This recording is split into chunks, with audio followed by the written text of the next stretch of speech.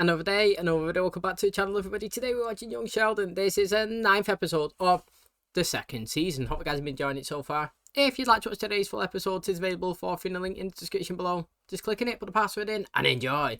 Last episode was an interesting one. Georgie, you know, he's actually got a job. He's working at Herschel's garage. You know, he's got a skill. We know that in the future, but we learnt where it kind of first originated in the last episode of finding out punctures in tires. He's literally able to clock it without, you know, put it in the machine, put it in the water, lifting it out, testing where the bubbles are. Just listens and feels, and he gets it. He's just got a natural talent. And you know, he got offered a part-time job, and then Herschel come around and said, look, somebody's dropped out, can he come and help us tomorrow?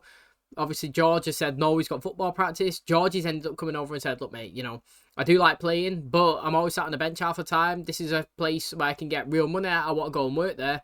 And it seems like that's where he's going to be rocking from now on. It's going to be interesting. Hopefully, we see more in the work environment. Also, Mima got Sheldon. Well, I think she said that she had a coupon or something and she could redeem something, and she ended up getting I'm not exactly sure what the game was. Like, it's like a Nintendo, you know, like an old games console, an 8-bit one. He didn't really want to play it at first, but then he started, then she started, and he was both gaming together. They both enjoyed it. They completed the game. It was bonding time. It was nice to see, and you know, it was good to see kind of an episode just of them two. Usually she's around George and Mary quite a lot, but it was just Sheldon and her, and it was nice. So hopefully today's episode is just as good. If you do enjoy it, please smash the like, really helps out. Subscribe if you do, and as always, let's jump into today's episode.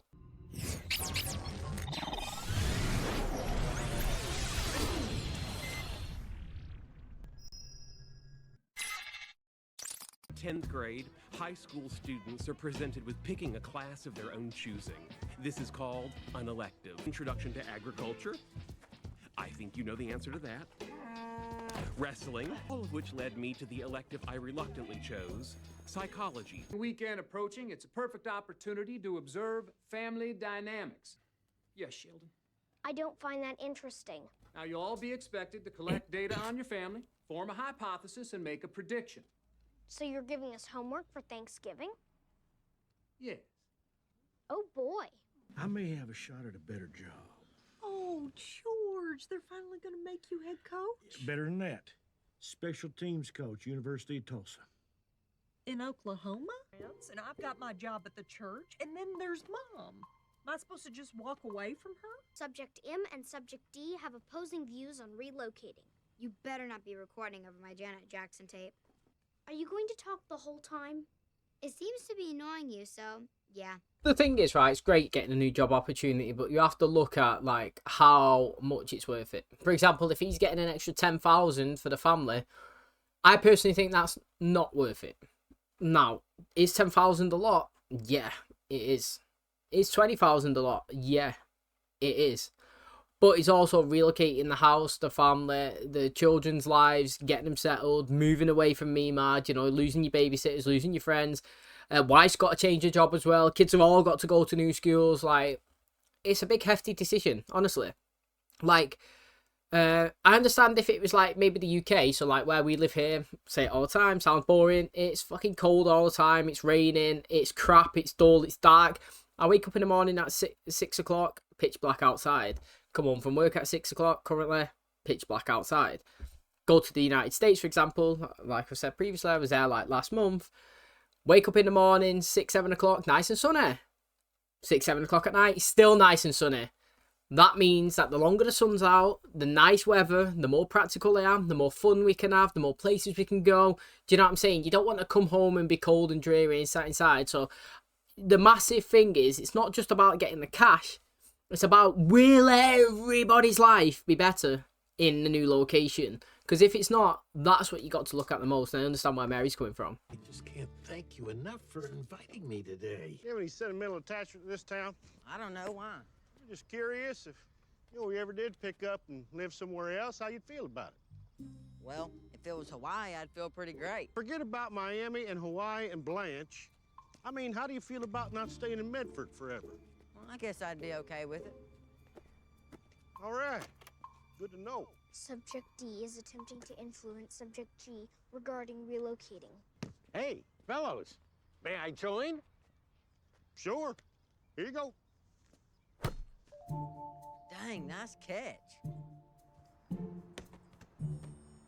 But you can't throw it. Last year, I lost $800 on that damn team. Sorry to hear that. I think if George got that job, he might give me an inside line. Oh, Well, I'd cut him in, make it look like a Christmas present. would you please listen to me? During dinner, maybe you could express how devastating it would be to be away from the kids. How attached are you to living here in Medford? I don't know what that means. If we moved away, do you have really good friends that you miss a lot?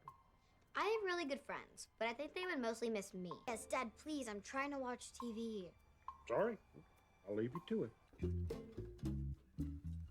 Making a sandwich? I'm a creature of habit. I'm thankful to be surrounded by my loving family. What about that guy? That guy, Dr. Sturgis, is part of our extended family. Thank you. I am so thankful to be able to watch my grandchildren grow up. And I can't even tell you how much it means to me that y'all live right across the street. That's it for me. Oh, my. Lovely Mom. And I'm thankful to be here with your wonderful family. This is something I didn't experience growing up. My father was away a great deal on business. Wrap it up.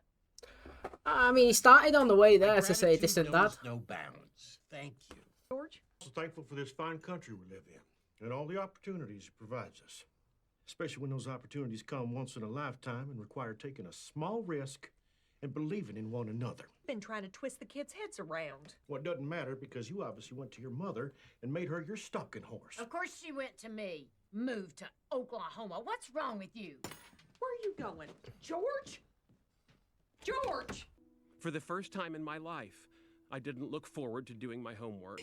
See, right, obviously she's crying there. But, like, if he really wanted to move, she shouldn't be dismissing it instantly. However, I still think that if everybody's not going to have a better life, you should stay.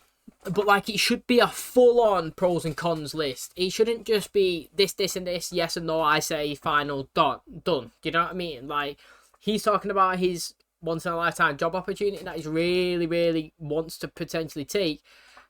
And you're just shutting it down without even a single thought. That's what he'd be upset by. You know, if you sat down and done a full-on pros and cons analysis of it and done what I said before about all the kids' life would be much worse and it's crapper and the only person that would technically benefit is George, then maybe that he would be like, look, even though this is a dream move, I don't want to upset everybody. Do you know what I mean? But just to dismiss it and say, no, we're not going, blah, blah, blah, that's what upsets him the most. Do you know what I mean? And to be honest, I don't think George was trying to go around and manipulate the kids, to be honest. What he was trying to do is get some self-justification, vindication. Do you know what I mean? Like, in his head, he's saying, look, mate, if we did move away, how would my decision be on the kids? And he's just gone and he's asked them. Didn't try to sway them. Didn't try to say it'd be better over there. Didn't try to say Oklahoma's better than Texas. Didn't try anything. He just said, basically, look, if you went anywhere, do you know what I mean? Like, would you be that bothered? You know, you got friends here. And he was like, you know, had the conversation. Same like playing the football with Georgia. He was like, look, you know, would you miss anything? Have you always thought about living here, etc.? He never tried to purposely sway them or tell them this was crapper and that place was better.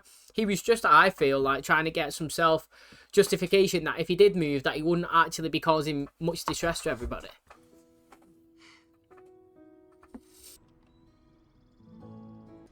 Difficult day. I was supposed to observe family dynamics over Thanksgiving, form a hypothesis, then make a prediction. So, what did you observe?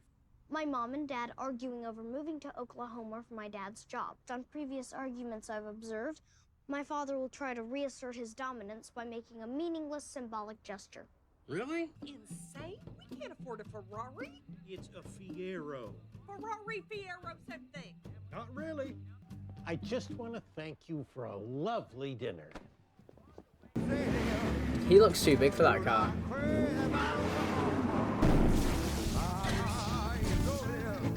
Maybe you can help Georgie though. Georgie might be able to help him fix it at a cheaper cost because it does look expensive on that car. You kids excited to go back to school? Of course I am. He doesn't speak for me. Spending the Thanksgiving weekend working in my family's convenience store. My hypothesis was that economic advancement for immigrant families is more important than celebrating a holiday where people eat until they pass out in front of the TV. Beginning on Wednesday night, I observed my parents arguing over the possibility of us moving to Tulsa, Oklahoma. Then I went to my Meemaw's and slept in my underwear. Instead of remaining a neutral observer, I got emotional in front of the whole class. I have a new room and a new house, and the new house would probably have a different smell. I'd be going to a new school with new kids and new teachers, and I bet they'd all smell different as well. How does the family feel about relocating? Oh, they're all pretty excited about the opportunity. We have a deal? I mean, if you really badly wanted it, you would drive 100 miles. I know it's an absolute graft, but it's about, what, 2 hours in the morning, 2 hours at night. I mean, it's effort, but you got to do what you got to do, aren't you? If you want it and you don't want to disrupt the family as well, sacrifices need to be made. Put it down. Why? Because you're afraid of Mom? Yeah. I don't want to live in Oklahoma. Yay! We're not moving! We're staying in Texas! Yes! Could we do it just one more time? Really? I don't want you to get tired of it. Fire in the hole. Unbelievable. Hey, his reflexes are really good out there. Honestly, bam! Like, literally rapid. He would have been a top receiver, wouldn't he, if he had a bit of speed on him when he was younger. But, George, you know, nobody actually realises at a younger age or whatnot, like, the sacrifices your parents have to make. Like, to be honest, to them, it's just like, yay, we're not moving. But, like, they literally don't realise that, like, to him, it's probably his dream job. To him, his life would have improved massively. Obviously, like I said, you had to take into consideration his whole family, and that's why I didn't take it. However, if he really, really wanted it, he could have, you know, if it's, what did he say, 100 miles away? Can you not get a train or something, transport, or drive it? I know it's 2 hours, but, like, get up at 5 in the morning, drive there, you know what I mean, leave, come back. I don't know, like, sometimes you got to make small sacrifices. The big sacrifice he would have made is upheaval his whole family and moved them to a completely different location. However, you know, if it was something that you desperately wanted to do and didn't want to disrupt them, then you would have to, you know, put that extra bit of effort in for him. But to be honest, look at that job. It's absolutely, like, way out of the league compared to where he's at. He's at, like, a normal public high school. Like, he's at a massive university there. A stature, the building, the football field, the team, the locker room, all look professional. Do you know what I mean? And probably on a heftier wage as well. And it must have been really tough for him. But, I mean, I suppose the only vindication, the only, you know, small little bit of pride or whatever that he could get from that is, like, when he's walking actually to his bedroom to get changed, that he can hear his family being elated and happy and joyous that they're actually still staying there. I suppose that's the only one thing that he could take as a positive out of all of it. Do you know what I mean? Is that they're all happy with it. And sometimes, you know, even when you're not happy, as long as everybody else is happy, it makes you happy. I know it sounds daft like that. Do you know what I mean? Like, you made a decision that makes you sad, but that decision that made you sad made everybody else happy. And then now they're all happy. Your sadness comes through a little bit of happiness as well, because you can see the decision that you've made and the impact it's had on the family. So it's a tough one for him. I feel sorry for him, but also, you know, I kind of get where he's coming from, and hopefully he's fine with his decision now. He sees how everybody's reacted once he's made it. That's going to wrap up today's episode. Thanks so much for checking out the channel today. Hope you guys enjoyed it. So, feel sorry for George there a little bit. Do you know what I mean? Dream job, can't take it. That's what happens though. Family responsibilities. You got other people on the mind. Do you know what I mean? There's other people that you have to take into account. Once you become a family, it's not just you anymore. You know, it's so easy to say, I want to do this, I want to do that, I want to go here, I want to go there. You know, but then you realise, nah, I actually can't. I've got other people that rely on me, locations, families, friends, you know, businesses, everything. You know what I mean? I got to take it all into account. I like how John actually was saying, he didn't really get picked up on, but when he was going around the table and saying that he was thankful for him, he was saying that, you know, he had an absent dad. He had a dad, but he worked away a lot and he was absent and he took a toll on the family. And that was kind of working in Mary's favour, to be honest, you know, because he wanted to move far away as well. I mean, it didn't even help in that story at all, because they just bickered about, obviously, how obvious it was that she was trying to get, you know, Connie involved on her side. However, he was saying that, and, you know, it made me feel a bit sorry for him. And I don't know how to feel about John, because I don't dislike him.